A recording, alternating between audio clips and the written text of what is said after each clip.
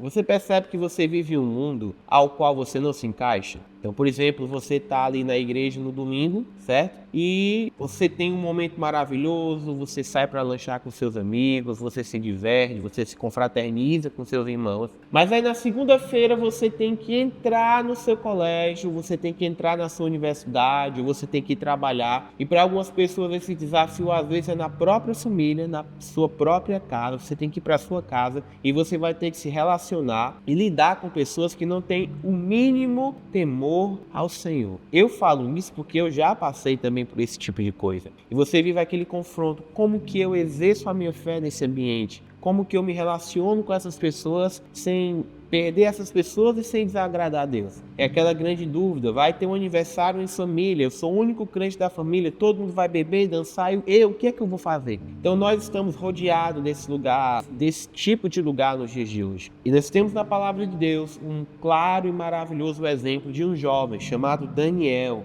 que sofreu e que passou por experiências como essa e que deixou para nós ótimas lições e ótimos ensinamentos para que a gente consiga ser verdadeiros cristãos a todo momento, em todas as horas e em todos os lugares. Eu quero compartilhar com você aqui um pouco da vida deste jovem, de Daniel, para que a gente possa dar testemunho e ser uma ferramenta do Senhor aonde quer que nós venhamos estar, mesmo que isso não seja uma igreja, um pequeno grupo ou uma casa onde todo mundo serve ao Senhor. Então, se você é esse tipo de pessoa, fica aqui comigo no vídeo, que eu tenho certeza que o Senhor vai falar contigo nesse novo quadro aqui no Boa Teologia. Na verdade, não é tão novo, eu só dei um nome novo para ele, né? Que é o Expondo as Escrituras. Seja muito bem-vindo a este canal. E lembre-se, se você gosta do trabalho que a gente faz aqui, se você é abençoado, se você é edificado, curte o vídeo, compartilha. Se você realmente for gente boa, se quiser me ajudar, você envia aí pelo menos para uns 10 amigos, tá bom? Fica aí que o vídeo está maravilhoso. Você já leu o livro de Daniel?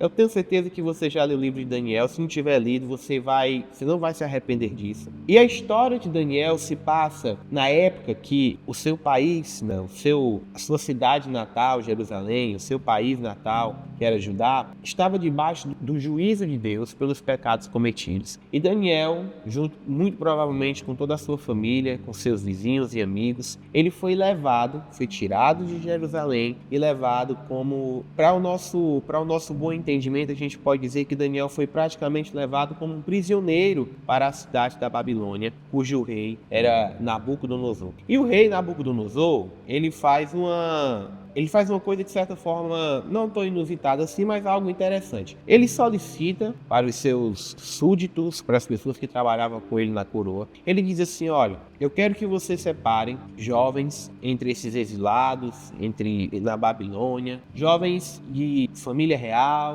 descendentes reais da nobreza, jovens inteligentes, jovens bonitos, fortes, jovens de bons costumes. Eu quero que você separe estes jovens e você treine estes jovens, você ensine estes jovens para que eles trabalhem e sirvam ao governo da Babilônia. E Daniel foi um destes jovens que foi solicitado pelo rei. Ele foi encontrado junto com outros três amigos que a gente conhece muito bem para servir o governo da Babilônia. Por isso que eu tenho aqui uma suposição, e isso é algo meu, e uma análise bíblica histórica me permite chegar nisso, que muito provavelmente Daniel, o profeta Daniel, um dos profetas menores, não é porque ele era baixinho não, mas é porque o livro dele é menor em relação a Isaías, a Jeremias e a outros, é que muito provavelmente ele era da descendência real. Por que eles pediam, que pegassem jovens da nobreza com sangue real? Porque eles conquistavam muitos reinos. Então Nabucodonosor, ele conquistou muitos reinos, ele construiu um império. Então ele tinha muitas pessoas ali com ele. Geralmente ele selecionava as pessoas mais hábeis, as pessoas mais capazes, e muito provavelmente o pessoal da nobreza, que tinha algum tipo de relacionamento com a família real, ali muito mais próximo ao rei. Eles recebiam uma educação diferenciada, tinham costumes diferenciados. Então na Babilônia existia esse tipo de riqueza intelectual e o rei usava a seu favor. E Daniel, como eu falei, ele estava envolvido nisso. Só que existia um porém. Sempre que esses reis, eles capturavam essas pessoas, para que a sua soberania, para que a sua hegemonia não se perdesse, não caísse, eles sufocavam a cultura dessas nações. Nabucodonosor ele não foi marcado tão intensamente por isso como foi, por exemplo, o reino da Grécia, que também subjugou os israelitas, os judeus, obviamente falando. Mas ele pega Daniel e ele diz assim, ele na cabeça dele, ele estava dando um prêmio para Daniel. Então, o conselheiro do rei na cabeça dele estava dando um prêmio para Daniel. Ele disse, ó Daniel, você pode comer de todas as iguarias aqui da mesa, você pode se alimentar de tudo que o rei, durante seu treinamento, durante a sua preparação aí, durante a gente estiver ali ensinando, você pode comer de tudo do bom e do melhor. O que servir na mesa do rei vai servir para você. Só, irmãos, que na mesa do rei serviam coisas que a lei mosaica, que era a lei que Daniel seguia, provavelmente criticava. Então, acredito que Daniel era um jovem que não se deixava ser dado pelo vinho, muito provavelmente não, com certeza Daniel também não comia carne de porco. Então existia alimentos, existiam um estilo de vida que o rei quis propor para Daniel, e ele e os seus amigos, Sadraque, Mesaque e Abednego, eles não quiseram participar disso. Então aqui a gente aprende a primeira lição que Daniel nos ensina sobre como nós devemos e podemos viver neste mundo ao qual nós estamos inseridos. No versículo 8, a palavra de Deus diz que, Daniel capítulo 1, versículo 8, diz assim, Daniel resolveu não se contaminar com as finas iguarias do rei, nem com o vinho que ele bebia, pois por isso pediu ao chefe dos eunucos que lhe permitisse não se contaminar. E depois concedeu a Daniel, e Deus concedeu a Daniel misericórdia e compreensão da parte do chefe dos eunucos. Então, Daniel ele chega para o chefe dos eunucos e diz, olha, eu não quero me contaminar, eu não quero me alimentar desse tipo de coisa, eu acho que isso é errado e vai me prejudicar. A nossa vida, ela não é muito diferente da vida de Daniel, pessoal. A palavra de Deus mostra que nós não somos desse mundo, que nós somos como forasteiros nesse mundo. Por quê? Porque o nosso lar é o céu. Então, a partir do momento que Cristo ele nos encontra de forma poderosa e real em nossas vidas, o mundo a qual nós vivemos, ele perde o valor. Eu tenho certeza que, assim como eu, você não se sente à vontade de estar em certos lugares, você não se sente à vontade de sentar em certas mesas, de conversar certos assuntos, porque isso lhe traz tristeza, isso lhe traz angústia, você não se sente mais confortável para isso. Mas existem algumas pessoas para não perder a amizade, para não perder ali certos acessos a determinados lugares, elas se permitem contaminar. O mundo está lá fora e o mundo está colocando várias coisas na nossa mesa. Assim como Daniel, nós estamos num lugar distante, nós terminamos o culto no domingo e a gente vai para a segunda-feira para uma realidade completamente diferente daquela que a gente passou o final de semana construindo em Deus. E esse é o grande desafio. Muitos jovens, quando vão para o retiro, a gente vai ter o nosso retiro de carnaval na nossa igreja, que vai ser uma bênção. Muitos jovens vão para o retiro de suas igrejas e quando eles estão lá no retiro de suas igrejas, eles vivem momentos poderosos e inesquecíveis com Deus. Eu canso de contar as vezes que alguns jovens chegam para mim e contam que vão mudar, que vão chegar em casa e não vão mais pecar. Eu mesmo, quando era jovem, eu vivia momentos preciosos com Deus. Eram 4 dias de carnaval, sem pensar nada de errado, sem fazer nada de errado. E eu dizia, oh Deus, que tempo maravilhoso, que coisa boa, como eu pude ser santo aqui. Eu tenho certeza que quando eu chegar na minha casa, quarta-feira, eu vou viver isso. E às vezes na quarta-feira, na quinta-feira mesmo, a gente voltava a viver e fazer, pensar, olhar as mesmas coisas que a gente fazia antes. Por quê? Porque a gente se permitia ser contaminado. Então Daniel, ele nos dá uma lição para mim e para você. Ele escolheu não ser contaminado. E é aí onde tudo começa. Quando nós escolhemos não ser contaminados com o mundo lá fora. Então, meu amado irmão, meu jovem, meu querido que você está me assistindo, escolha não se contaminar. Tome uma decisão de ser santo,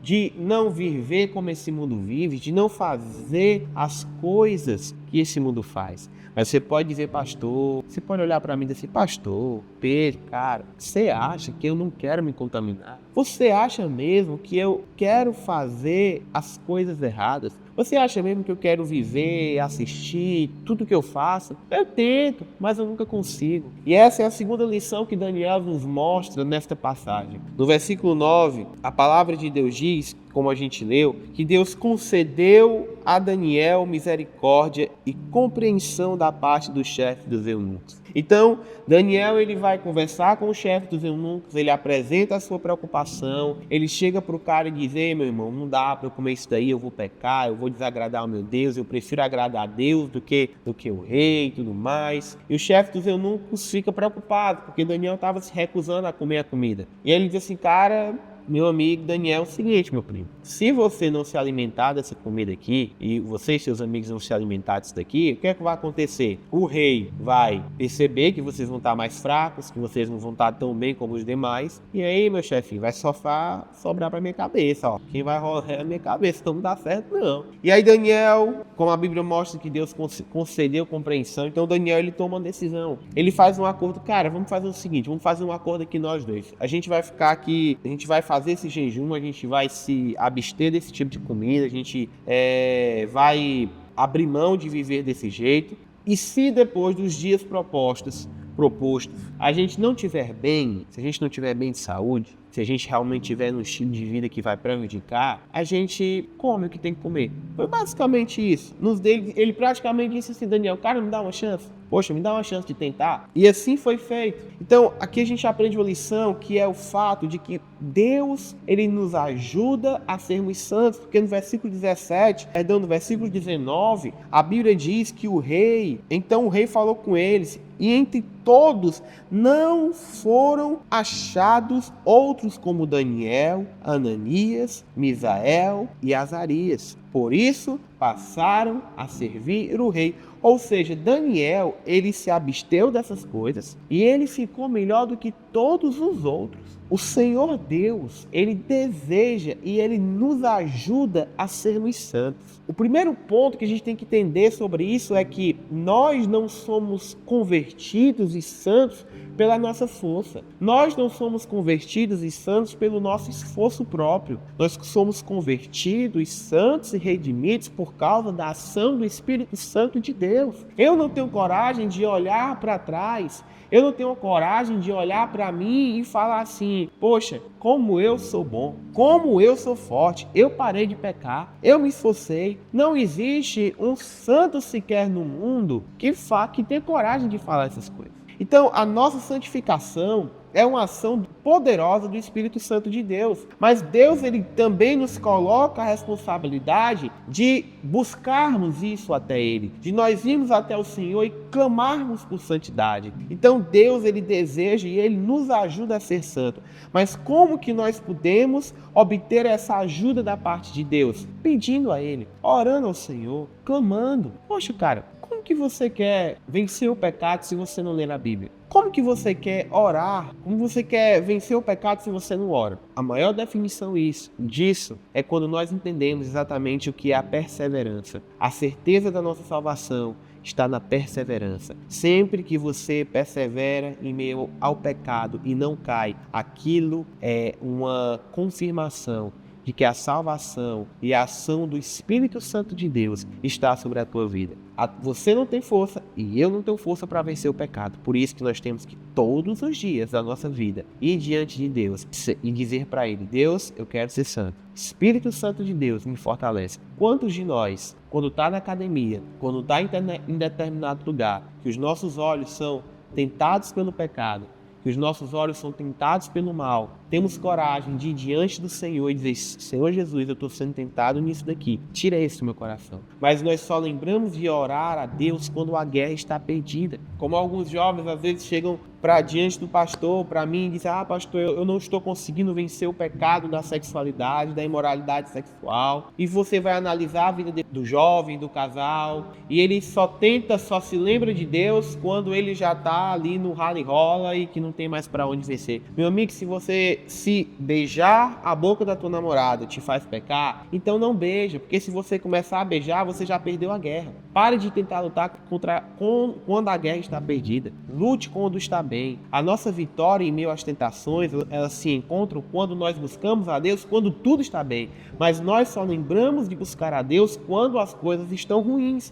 E aí, quando as coisas estão ruins, é quando a gente está derrotado. Nós construímos o futuro quando estamos bem, quando estamos desfrutando de santidade, de paz do Senhor. Então é nesse dia, é nesse momento que você tem que dobrar os seus joelhos e diante de Deus e falar para o Senhor: Deus, eu sou um pecador, eu sou falho, eu estou bem porque o Senhor me salvou e me resgatou. Então me salva e me santifica. A última lição que nós aprendemos aqui com Daniel, quando nós nos santificamos, quando nós fazemos tudo certo, está no versículo 17. A história conta: ora, a estes 4 jovens, Deus deu conhecimento e a inteligência em toda cultura e sabedoria. Mas a Daniel deu a inteligência para interpretar todo tipo de visões e sonhos. Olha que interessante. Daniel, ele foi capacitado por Deus para servir um governo ímpio. Quando nós nos santificamos, quando nós escolhemos não nos contaminar com este mundo, quando nós escolhemos não fazer coisas erradas, quando nós escolhemos andar da forma certa e dar um real testemunho, nós recebemos da parte de Deus a autoridade para servir a esse mundo caído com justiça, paz e amor. Nós vimos, eu não sei quando você vai estar assistindo esse vídeo, mas nós vimos algo muito bonito no nosso país nesses últimos dias. Várias pessoas se levantaram para protestar por justiça, para protestar contra a corrupção, para protestar contra a maldade. Isso é muito bom. Eu vi pessoas de joelho orando em Brasília, glória a Deus por isso. Amém. Mas você quer saber qual é a real autoridade que vai realmente mudar este país? É quando nós nos santificarmos, sabe? Tem pessoas que não podem pregar o evangelho para o seu vizinho. Por quê? Porque o vizinho ouve você quebrando o pau com o marido a noite toda. Porque o vizinho ouve você xingando o seu filho que é mal criado. Você não consegue pregar o evangelho para o seu colega da faculdade. Por quê? Porque você está rindo da piada imoral que ele está contando. Porque você está fazendo e vivendo as mesmas coisas que ele faz. E se você chegar diante dele e disser: eu quero te apresentar o meu Jesus, eu quero te apresentar a pessoa que mudou a minha vida, ele vai olhar para você e vai dizer: por quê? Porque eu devo ter o Deus que você tem, porque senão você já faz tudo o que eu faço. Então, nosso estilo de vida distante e contaminado com o mundo lá fora tira de nós a autoridade suficiente para pregar o evangelho para as pessoas. Então a santificação, a prudência e a capacitação de Deus sobre a vida de Daniel habilitou ele como uma peça útil no mundo lá fora. E eu e você sabemos como o nosso país e como esse mundo precisa de pessoas decentes. Quantos de nós já tentamos, por exemplo, usar um serviço público, ou precisamos de um médico, de um advogado, de alguma pessoa, ou fomos comprar